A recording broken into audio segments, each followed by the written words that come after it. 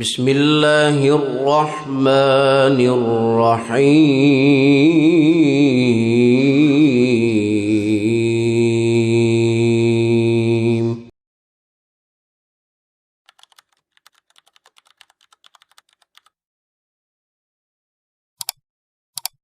السلام علیکم ورحمۃ اللہ وبرکاتہ. ان الحمد للہ نحمده ونستعینه ونستغفره ونعوذ باللہ من شرور انفسنا ومن سیئات اعمالنا. من يهده الله فلا مضل له ومن يضلل فلا هادي له. وأشهد أن لا إله إلا الله وحده لا شريك له وأشهد أن محمدًا عبده ورسوله. أما بعد فإن خير الحديث كتاب الله وخير الهدي هدي محمد صلى الله عليه وسلم وشر الأمور محدثاتها وكل محدثة بدعة وكل بدعة ضلالة وكل ضلالة في النار. رب اشرح لي صدري ويسر لي أمري واحلل عقدة من لساني يفقهوا قولي. اللهم انفعنا بما علمتنا وعلمنا ما ينفعنا وزدنا علما. رب اوزعني ان اشكر نعمتك التي انعمت علي وعلى والدي وان اعمل صالحا ترضاه واصلح لي في ذريتي اني تبت اليك واني من المسلمين. اعوذ باللہ السمیع العلیم من الشیطان الرجیم. بسم اللہ الرحمن الرحیم. یسبح للہ ما فی السماوات وما فی الارض الملک القدوس العزیز الحکیم. هو الذی بعث فی الأمیین رسولا منہم یتلو علیہم آیاتہ ویزکیہم وَيُعَلِّمُهُمُ الْكِتَابَ وَالْحِكْمَةَ وَإِنْ كَانُوا مِنْ قَبْلُ لَفِي ضَلَالٍ مُبِينٍ.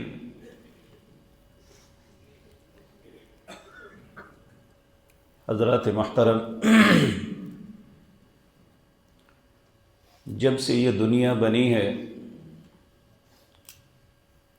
آج تک، بلکہ قیامت قائم ہونے تک، حق اور باطل کا کلیش جاری رہا ہے، آج بھی جاری ہے، آئندہ بھی رہے گا.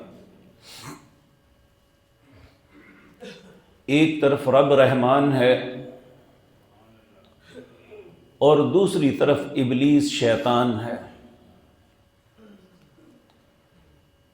اللہ مالک نے جس انسان کو اپنے ہاتھوں سے بنایا وہ نہیں چاہتا کہ یہ انسان ناکام و نامراد ہو،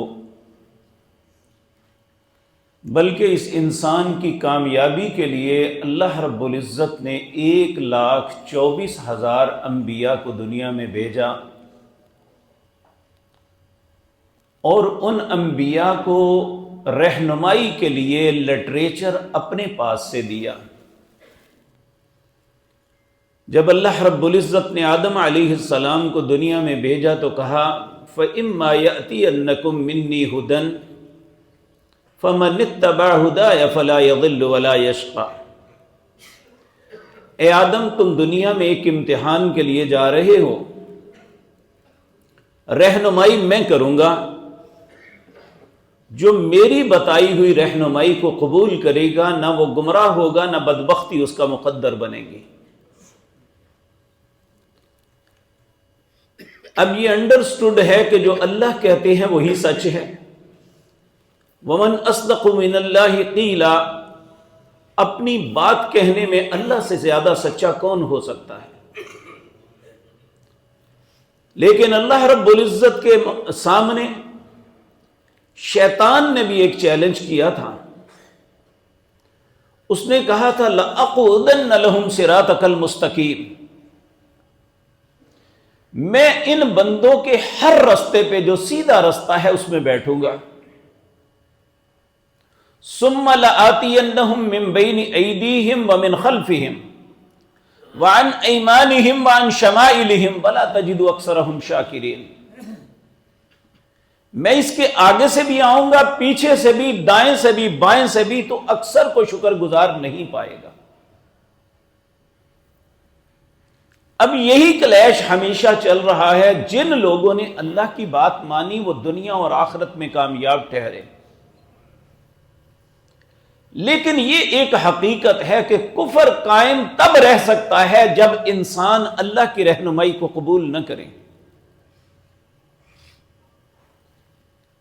بات لمبی نہیں کرنی. رسول اللہ صلی اللہ علیہ وسلم کے زمانہ مبارک میں جب اللہ نے آپ کو مبعوث فرمایا، آغاز میں جو آیات آپ کے سامنے پڑھی ہیں، اللہ پہلے اپنی تعریف کرتے ہیں. کہتے ہیں یسبح للہ، تسبیح بیان کرتی ہے ہر چیز اللہ کی. یسبح للہ ما فی السماوات والارض، چاہے وہ آسمانوں میں ہے یا زمین میں ہے. الملک، جو بادشاہ ہے. القدوس، جو پاک ہے. العزیز، جو غالب ہے. الحکیم، جو حکمت والا ہے. مالک آپ کیا کہنا چاہتے ہیں؟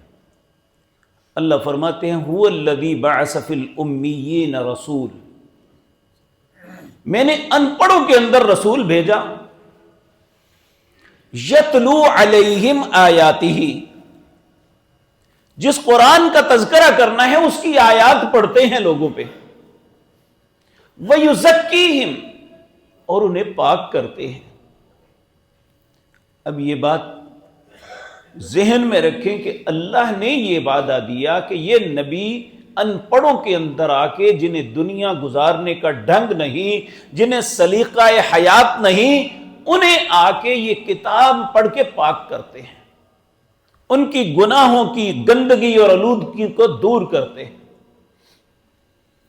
اب جب انسانوں کے اندر یہ شعور پیدا ہو جائے نا کہ جو اللہ نے رہنمائی کی ہے میں نے اسے قبول کرنا ہے، تو یہ کفار کی موت ہوتی ہے. اسی لیے کفار نے اس وقت ایک نعرہ بلند کیا.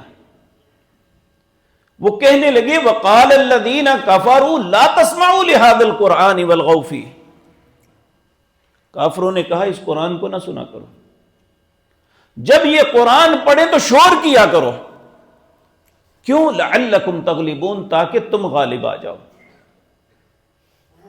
اس کے مقابلے میں اللہ رب العزت نے فرمایا نہیں، میری بات یہ ہے وَإِذَا قُرِئَ الْقُرْآنُ فَاسْتَمِعُوا لَهُ وَأَنصِتُوا لَعَلَّكُمْ تُرْحَمُونَ، جب قرآن پڑھا جائے تو خاموش ہو جاؤ اور اسے سنو تاکہ تم پہ رحم کر دیا جائے. اللہ ہم پہ رحم کرنا چاہتا ہے اس قرآن کی وجہ سے،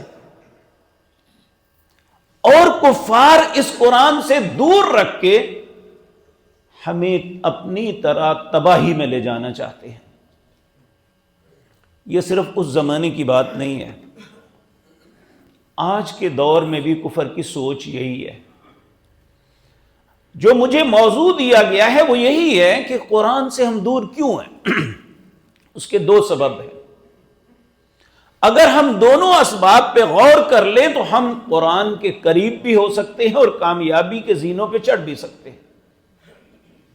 اس سے پہلے یہ عرض کر دوں، ہم سے قرآن کو دور کرنے کی کتنی بڑی سازش اور دنیا میں کتنی بڑی انویسٹمنٹ ہے. یہ 1932 کی بات ہے. اس وقت برطانوی راج پوری دنیا پہ تھا. کہتے ہیں برطانیہ کی دولت میں، یعنی ان کی حکومت میں، سورج غروب نہیں ہوتا تھا. پوری دنیا کے اکثر و بیشتر ممالک ان کے غلام تھے. تو جب ایسی کیفیت ہو تو حکمران فرعون کی طرح ہوتا ہے. اس وقت ان کا حاکم تھا لارڈ گیلڈ سٹون. اس نے اپنی پارلیمنٹ کے اندر ایک سوال کیا کہنے لگی جہاں جہاں ہماری حکومت ہے ہمیں کوئی پریشانی نہیں ہے، لیکن جہاں جہاں مسلمان ہیں وہ ہمیں چین نہیں لینے دیتے۔ اس کا وزیر تعلیم تھا لارڈ میکالے، یہ ایک یہودی نسل تھا، اور اس بندے نے صرف یہودی علوم ہی نہیں، اسلامی اور عیسائی علوم میں بھی مہارت حاصل کی ہوئی تھی۔ اس لیے نہیں کہ یہ اسلام کو سمجھنا چاہتا تھا، بلکہ اسلام کی مخالفت کے لیے یہ سب کچھ کیا تھا۔ اس نے اٹھ کے اس کا جواب دیا، کہنے لگا وزیر اعظم صاحب بات یہ ہے کہ جب تک مسلمانوں کے پاس قرآن موجود ہے اس وقت تک یہ آپ کو سکون نہیں لینے دیں گے۔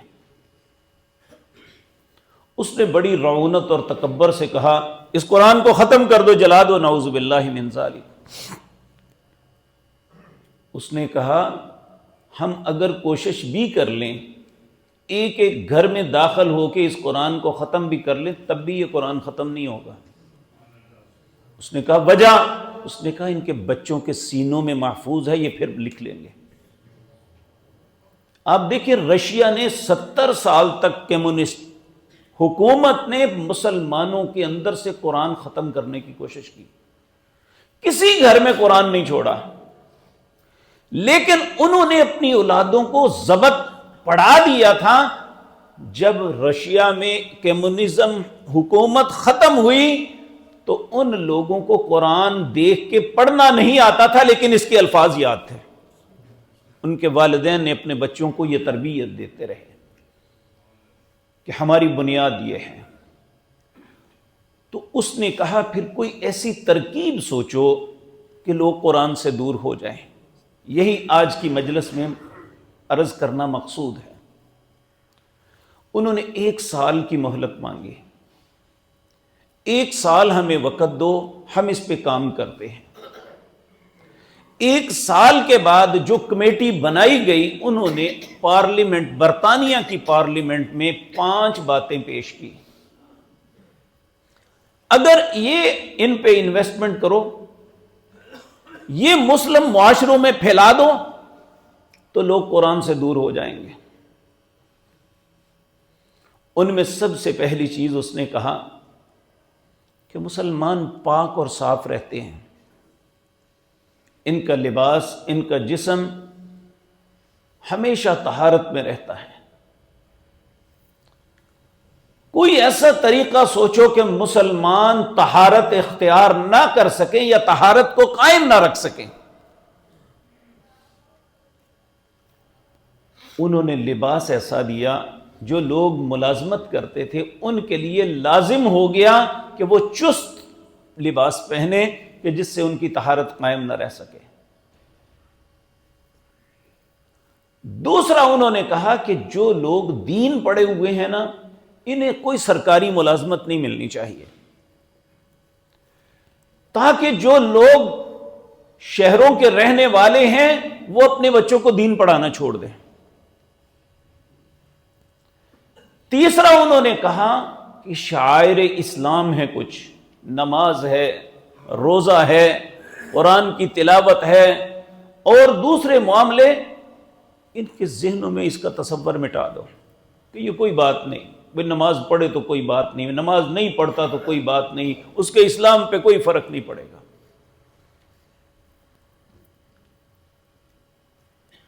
اسلامی شعار جو ہیں اسے ہلکا بنا دو۔ آج سب سے زیادہ تضحیک جس چیز کی ہوتی ہے وہ اسلامی شعار کی ہوتی ہے۔ برائی ہر انسان سے غلطی ہو جاتی ہے، اگر ایک باریش آدمی چھوٹی سی بھی غلطی کر لے تو اس کو پنا جاتا ہے اس کی داڑھی کو۔ اب ایک شخص نے داڑھی بھی نہیں رکھی، گناہ بھی کر رہا ہے، اس پہ کوئی قدغن نہیں ہے،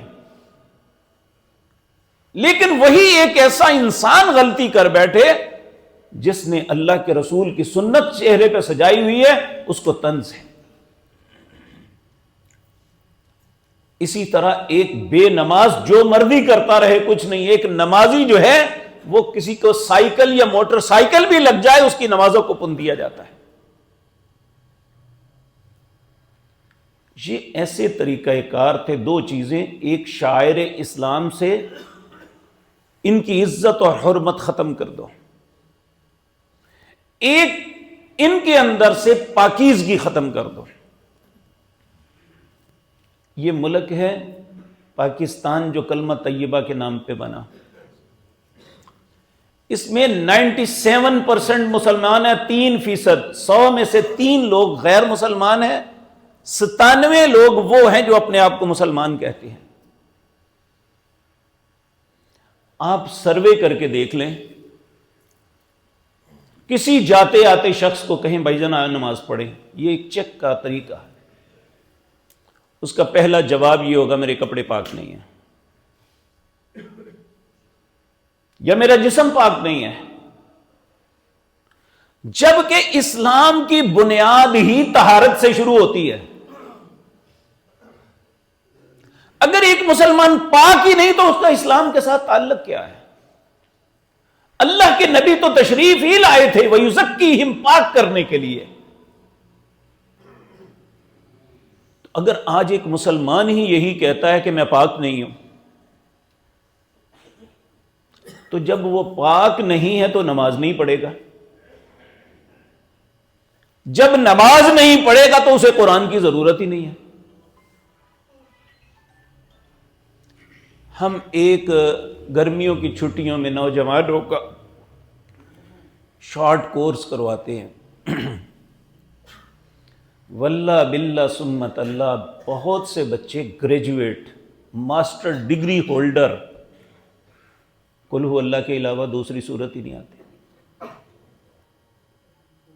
یہ المیہ ہے. آپ بھی اپنے دل سے پوچھ لیں، ہم اپنے بچے کو انجینئر، ڈاکٹر، بزنس مین اور نہ معلوم کیا کچھ بنانے کے لیے 14 گھنٹے ان کی تعلیم پہ دیتے ہیں.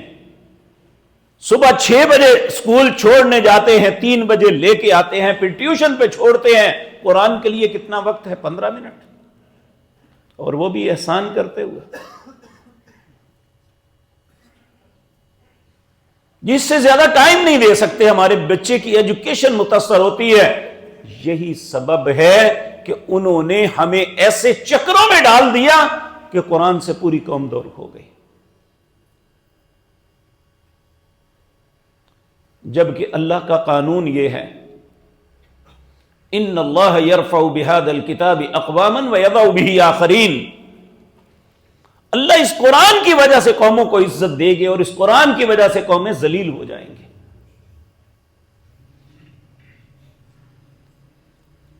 اور جن لوگوں نے قرآن کو اپنا رہبر اور امام مانا، اللہ نے انہیں دنیا میں کیسے عزت دی. صحابہ کی زندگی تو دیکھیں.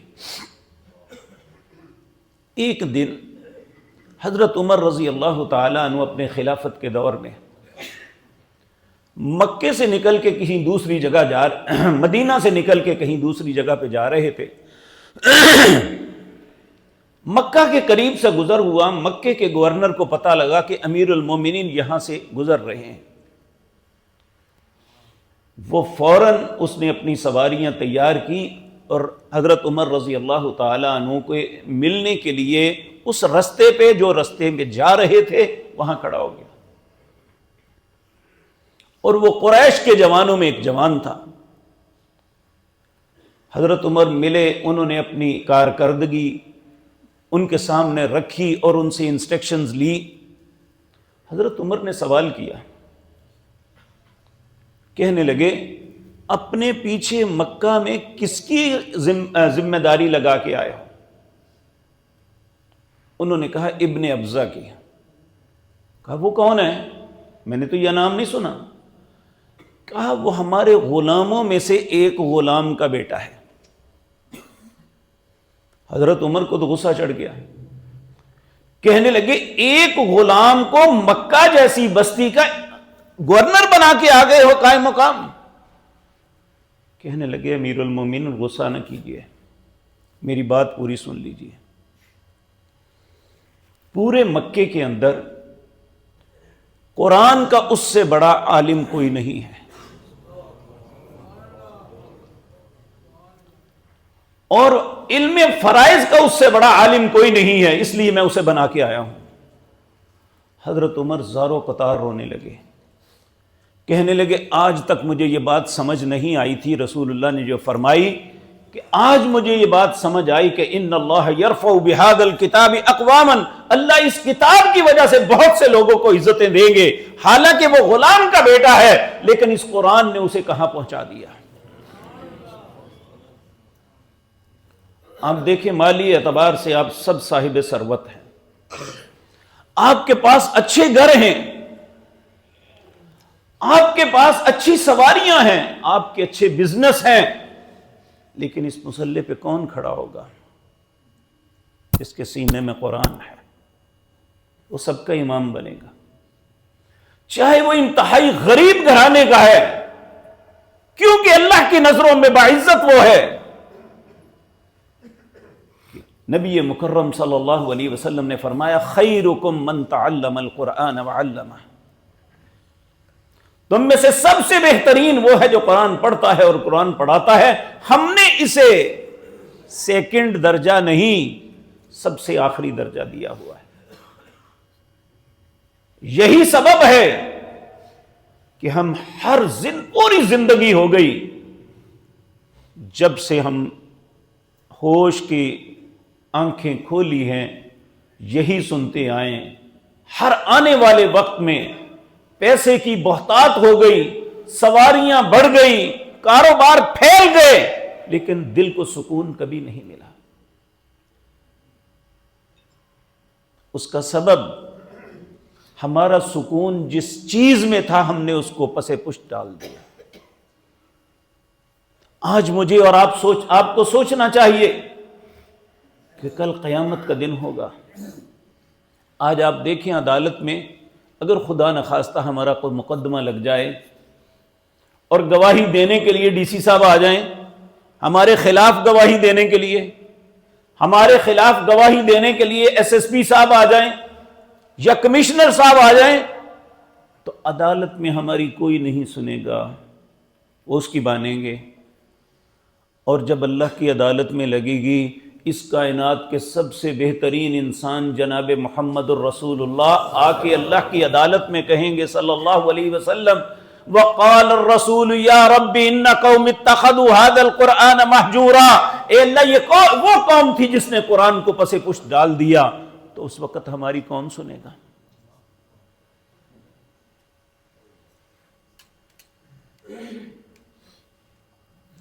اللہ نے ہم سے یہ نہیں پوچھنا کہ آپ کے کتنے بچے ڈاکٹر تھے،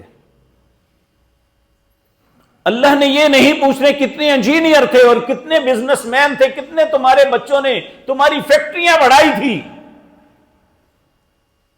اللہ نے مجھ سے اور آپ سے یہ پوچھنا ہے کہ میں نے یہ خط تمہیں دیا جس کا نام قرآن تھا، آپ نے اس کے ساتھ کیا کیا اور آپ نے اپنے بچوں کو اس کی تعلیم دی یا نہیں دی؟ اور آج وہ لوگ جو دیندار ہیں لیکن اللہ رحم فرمائے مختلف فرقوں میں بٹے ہوئے ہیں، واللہ باللہ سمت اللہ، جو آدمی اس قرآن کے ساتھ جڑ جائے، صرف اس کا ترجمہ پڑھ لے، اور چونکہ ہم اجمی لوگ ہیں، جب تک اس کا ترجمہ پتہ نہ ہو ہمیں پتہ ہی نہیں کیا کہہ رہے ہیں۔ جس طرح ہمارا کوئی پختون بھائی یہاں پشتوں میں بات شروع کر دے تو ہمیں کیا پتہ وہ کیا کہہ رہے ہیں، اسی طرح ایک عرب عربی میں بات کرنی شروع کر دے ہمیں نہیں پتہ۔ تو یہ قرآن چونکہ عربی میں اترا ہے، اس کو سمجھنے کے لیے ضروری ہے کہ اس کا ترجمہ پڑھا جائے۔ جب ترجمہ پڑھیں گے تو پھر ہمارے دل میں فکر پیدا ہوگی، یہ اس کا مطلب یہ ہے، یہ کیوں ہے۔ اللہ ہمیں یہ حکم دے رہے ہیں۔ آپ نے کبھی یہ حرمین کے قراء کی تلاوتیں سنی ہوں گی کہ بعض اوقات وہ چیخیں مار مار کے رونا شروع کر دیتے ہیں، کیوں؟ وہ آیات ایسی ہوتی ہیں جس میں سخت قسم کی ڈانٹ ہوتی ہے، برداشت نہیں ہوتی۔ دیر کی بات ہے، شیخ علی عبد الرحمن حذیفی حفظہ اللہ ایک مرتبہ مسجد نبوی میں نماز پڑھاتے ہوئے سورۃ حاقہ کی تلاوت کر رہے تھے۔ جب وہ فَيَوْمَئِذٍ وَقَعَتِ الْوَاقِعَةُ وَانشَقَّتِ السَّمَاءُ فَهِيَ يَوْمَئِذٍ وَاقِعَةٌ، جس دن واقعہ ہونے والی واقعہ ہوگی، آسمان ایک دم گر پڑے گا۔ اتنی چیخیں اٹھی، اللہ، پورا حرم چیخوں سے گونج اٹھا۔ اور آپ دیکھیں نا، ہم بعض اوقات سنتے ہیں فلاں بلڈنگ گری، نیچے بہت سے لوگ بیٹھے ہوئے تھے، اس کی چھت گری اور سب کے سب نیچے دب کے، ان کا کیا حشر ہوا کوئی پتہ نہیں۔ جب یہ آسمان کی چھت جس کے کنارے آج تک کسی کو نہیں پتا، جب یہ گرے گی تو کیا ہوگا؟ اور جب ایسی آیات جن میں اہل ایمان کو اللہ اپنی نعمتوں سے نوازتے ہیں تو ایک ایسا انداز ہوتا ہے کہ خوشی سے پھول اٹھتے ہیں۔ تو جب ہمیں بھی پتا ہوگا تو ہماری نمازوں میں لطف ہوگا۔ نبی کریم صلی اللہ علیہ وسلم نے فرمایا، کسی انسان کی بہترین نماز وہ ہے جس کے قیام کے اندر قرآن زیادہ پڑھا جائے۔ تو ایک مسلمان جب نماز کے لیے آئے گا، یہی بات ہم سے چھڑا دی گئی۔ آپ کسی مسلمان سے کہیں کہ بھائی نماز نہیں پڑھتے، کیسے مسلمان ہو؟ کہتے میں تم سے اچھا مسلمان ہوں۔ کیا نماز نہ پڑھنے سے کیا اسلام چلا جاتا ہے؟ یہ سبق دیا جا رہا ہے ہمیں، ہمارا نوجوان اسے قبول کر رہا ہے۔ تو جب ہمیں احساس ہوگا کہ اللہ نے 1 مرتبہ نہیں، 2 مرتبہ نہیں، 10 مرتبہ نہیں، 20 مرتبہ نہیں، 50 مرتبہ نہیں، 80 مرتبہ سے زائد کہا ہے، اقیم الصلاۃ، نماز کو پڑھو، نماز کو پڑھو، نماز کو پڑھو۔ انی انا اللہ لا الہ الا انا فاعبدنی واقم الصلاۃ لذکری، میں تمہارا اللہ ہوں۔ اننی انا اللہ، میں تمہارا اللہ ہوں۔ لا الہ الا انا، میرے علاوہ تمہارا کوئی الہ نہیں۔ فاعبدنی، میری عبادت کرنا۔ واقم الصلاۃ لذکری، میری عبادت کیا ہے؟ وہ نماز ہے۔ اگر نماز نہیں تو اس کا اللہ کے ساتھ تعلق کیا ہے؟ تو قرآن کے قریب وہ آئے گا جو نماز پڑھے گا۔ نماز وہ پڑھے گا جس کا جسم پاک ہوگا، جس کا لباس پاک ہوگا، جس کا دل پاک ہوگا، وہ اللہ کے گھر میں داخل ہوگا۔ وہ خناس کس طرح مسجد میں داخل ہوگا جس کا جسم ہی پاک نہیں ہے؟ تو اللہ نے تو قرآن بھیجا ہی اس لیے تھا، وَيُزَكِّيهِمْ، اس قرآن کے ذریعے لوگوں کو پاک کر دو۔ اور یاد رکھیں ایک بات، اگر ہم نے اس قرآن کا لحاظ نہ کیا تو اس سے پہلے ایک قوم کو کتاب ملی تھی تورات۔ کن کو ملی تھی؟ بنی اسرائیل کو۔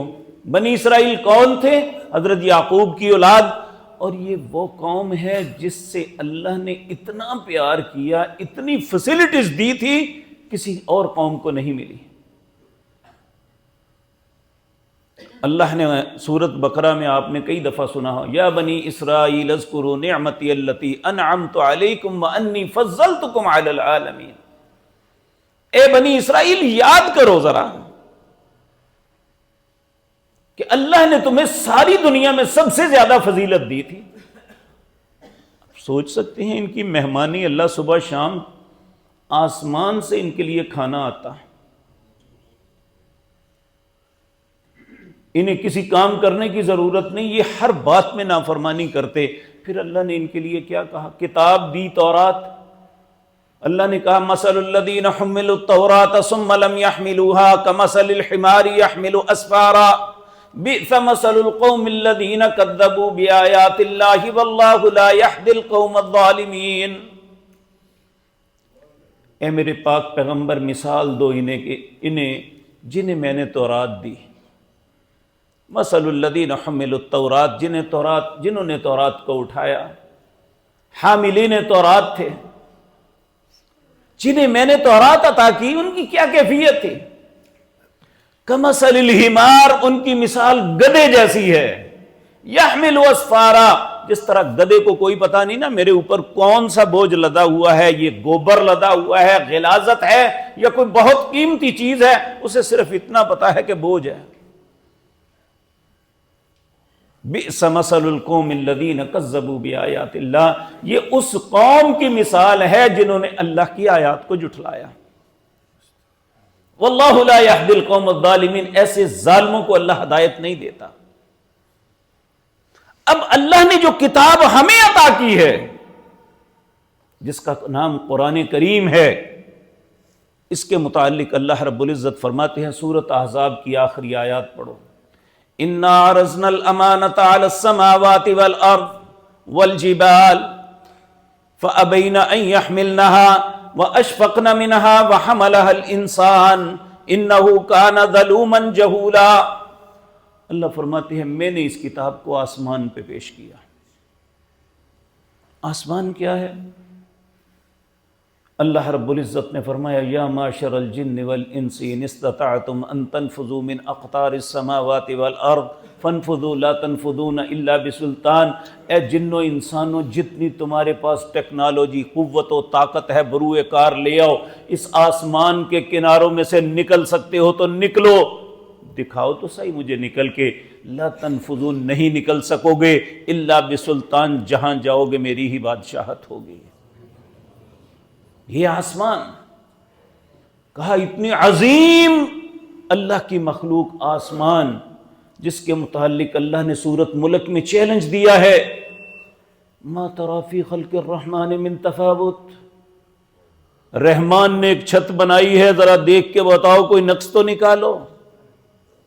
فرجع البصر، اگر پہلی دفعہ نظر نہیں آیا تو پھر دیکھو، ثم ارجع البصر کرتین ينقلب الیک البصر خاسئا وهو حسیر، بار بار دیکھو، تمہاری نظر نامراد لوٹ آئے گی، اللہ کی خلق میں کوئی نقص نہیں نکال سکو گے۔ اللہ نے اس کتاب کو اس قرآن کو پیش کیا آسمان پہ، فابین، اس نے انکار کر دیا، میں اٹھانے کے قابل نہیں ہوں۔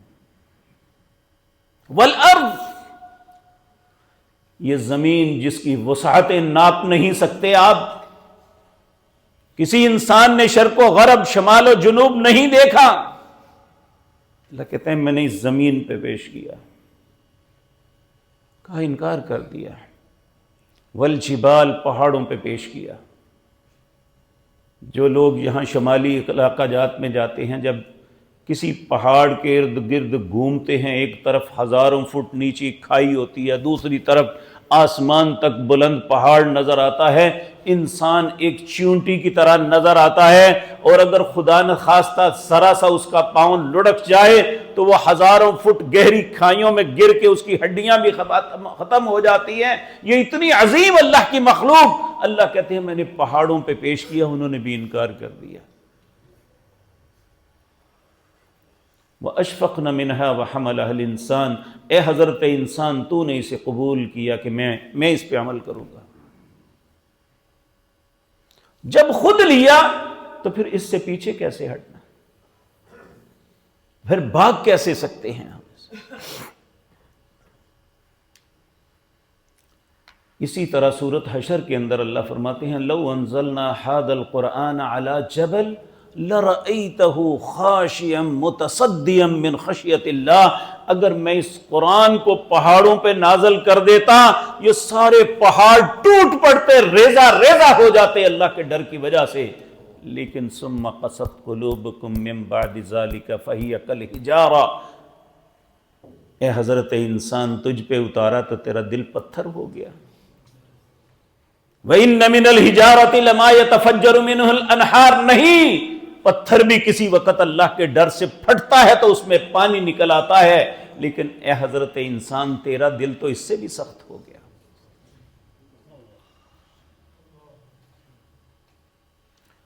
آج کی مجلس میں کہنے والے اور سننے والوں کے لیے یہی ہے، ہماری نجات نہیں ہے، اس قرآن کو اٹھایا ہے تو اس کو سمجھنے، اس پہ تدبر کرنے کے بغیر ہماری زندگی کسی کام کی نہیں ہے۔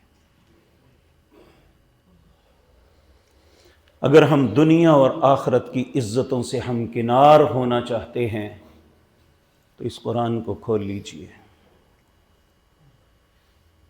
اگر آج تک نہیں ہوا لیکن ہمارے معاشرے کی ایک عجیب روش ہے، اگر کوئی بزرگ قرآن کھول کے پڑھتے ہیں، خدا نخواستہ ان کی زبان پہ لفظ نہیں چڑھ رہا تو دیکھنے والا کہتے ہیں بابا جی نہ پڑھو گناہ گار ہو جاؤ گے۔ بھائی قرآن پڑھنے سے بھی کوئی گناہ گار ہو سکتا ہے؟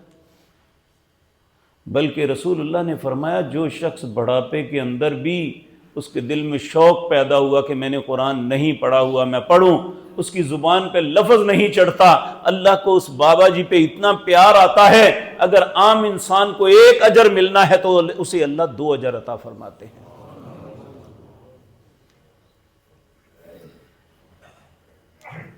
آپ دیکھیں نا ہمارے بچے چھوٹے چھوٹے جب توتلی زبان میں بات کرتے ہیں تو کتنا لطف آتا ہے، مزہ آتا ہے ان کی بات سن کے۔ تو اللہ کو بھی اپنی بات سن کے مزہ آتا ہے، کوئی زبان پہ ادا نہیں ہو رہا، لفظ نکل نہیں رہا، زور لگا رہا ہے پھر بھی اس کی زبان پہ وہ لفظ درست انداز میں نہیں نکلتا تو اللہ کو پیار آتا ہے، اسے دگنا اجر دے دیتے ہیں۔ اس لیے میرے پیارے بھائیوں، اس کی دوری کفر ہے، کفر یہی چاہتا ہے، شیطان کی یہی مرضی ہے ہم قرآن کے پاس نہ آئیں۔ اللہ رحمان کی مرضی ہے کہ اس قرآن کو اپنا سینے پہ لگا لو، میں تمہاری زندگی کے سارے غم دور کر دوں گا۔ نبی کریم صلی اللہ علیہ وسلم پر جب بھی کوئی مصیبت، تکلیف، کوئی ایسی بات آتی، آپ اسی قرآن کو شفیع بناتے ہیں۔ وہ دعا اللہ کے نبی نے سکھائی یا پڑھی، اللہم انی عبدک وابن عبدک وابن امتک، اے میرے اللہ میں تیرا غلام ہوں، میرا باپ بھی تیرا غلام ہے، میری ماں بھی تیری لونڈی۔ کتنی عاجزی کا اظہار ہے۔ ناصیتی بیدک، اللہ میری پیشانی تیرے ہاتھ میں ہے۔ یہ ایک استعارہ ہے۔ گھوڑا سب سے طاقتور جانور ہے، اگر اسے لگام نہ ہو تو اسے کوئی قابو نہیں کر سکتا، لیکن اس کی پیشانی کے بال پکڑ لیے جائیں تو یہ بے بس ہو جاتا ہے۔ یہ عرب استعارے کے طور پہ استعمال کرتے تھے کہ پیشانی جس کے ہاتھ میں آ جائے وہ قابو سے باہر نہیں ہوتا۔ ناصیتی بیدک، میری پیشانی تیرے ہاتھ میں ہے۔ ماضٍ فی حکمک، تیرا ہر حکم مجھ پہ نافذ ہو سکتا ہے۔ عدل فی قضاؤک، تیرا کوئی فیصلہ عدل سے خالی نہیں۔ اسألک بکل اسم ھو لک سمیت بہ نفسک، میں تیرے ہر اس نام کے ساتھ تجھے پکارتا ہوں جو تو نے اپنا رکھا۔ او علمتہ احد من خلقک، یا اپنی مخلوق میں سے کسی کو سکھایا۔ او انزلتہ فی کتابک، یا اپنے نام اپنی کتاب میں ہمیں بتائے۔ اب استأثرت بہ فی علم الغیب عندک، کچھ تیرے ایسے نام ہیں جو غیب میں تو نے چھپائے ہوئے ہیں، قیامت کے دن اپنے نبی کو سکھائے گا جب وہ سفارش کے لیے سجدہ کریں گے۔ ان تجعل القرآن العظیم ربیع قلوبنا، اے اللہ اس قرآن کو میرے سینے کی بہار بنا دے۔ وشفاء صدورنا، میرے سینے کے لیے باعث شفا بنا دے۔ وذهاب غمومنا وحمومنا، اے اللہ میری جتنے غم، میری تکلیفیں ہیں اس قرآن کی وجہ سے دور کر دے۔ رسول اللہ نے فرمایا جو اس قرآن کو شافع بنا کے اللہ سے دعا کرتا ہے، ہم عموماً پوچھتے ہیں جی کس کے واسطے سے دعا کریں، اللہ کے نبی نے قرآن کے واسطے سے دعا کی تھی، اے اللہ اس قرآن کی وجہ سے میری زندگی کی ساری پریشانیاں دور کر دے۔ اور جو ان کلمات کے ساتھ دعا کرے گا اللہ اس قرآن کی وجہ سے اس کی پریشانیوں کو دور کر دے گا۔ اللہ رب العزت اس قرآن کے ساتھ ہمیں محبت نصیب فرما دے۔ اللہ اس قرآن کو ہمارا امام بنایا ہے تو اسے امام سمجھنے کی بھی توفیق عطا فرما دے۔ اقول قولی ھذا واستغفر اللہ لی ولکم۔